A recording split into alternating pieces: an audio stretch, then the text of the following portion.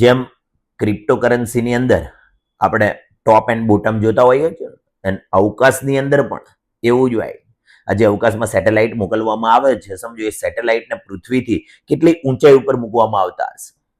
તો એને આપણે એક્ઝામ્પલથી સમજીએ. નોર્મલી આ પૃથ્વી છે એનાથી 500 થી 600 કિલોમીટરની ઊંચાઈએ જે ઉપગ્રહ મોકલવામાં આવે એને કહેવાય લો અર્થ ઓર્બિટ, મતલબ નિમ્ન ભૂકક્ષાના ઉપગ્રહ. નજીકમાં નજીક કેટલા 500 થી 600 કિલોમીટર. હવે આ જે 500-600 કિલોમીટર ઉપગ્રહ મુકાયેલો હોય એને પૃથ્વીની ફરતે એક ચક્કર પૂરું કરતા લગભગ એવરેજ 90 મિનિટ જેટલો સમય લાગે. કેટલો? 90 મિનિટ જેટલો. આ તો વાત કરી બોટમ લેવલની. હવે વાત કરીએ ટોપ લેવલની, અથવા આપણે એમ કહી શકીએ કે ટોપ ઉપર કેટલે સુધી જાય. તો આ પૃથ્વીની સપાટીથી લગભગ 35,786 કિલોમીટર, કેટલું?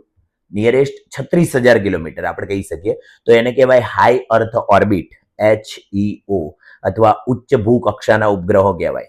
તો ત્યાં જે પૃથ્વીની ફરતે ભ્રમણ કરે એને લગભગ એક ચક્ર પૂરું કરતા આપણે 24 કલાકનો સમય લાગે એવું કહી શકીએ, મતલબ એક દિવસ જેટલો સમય લાગે.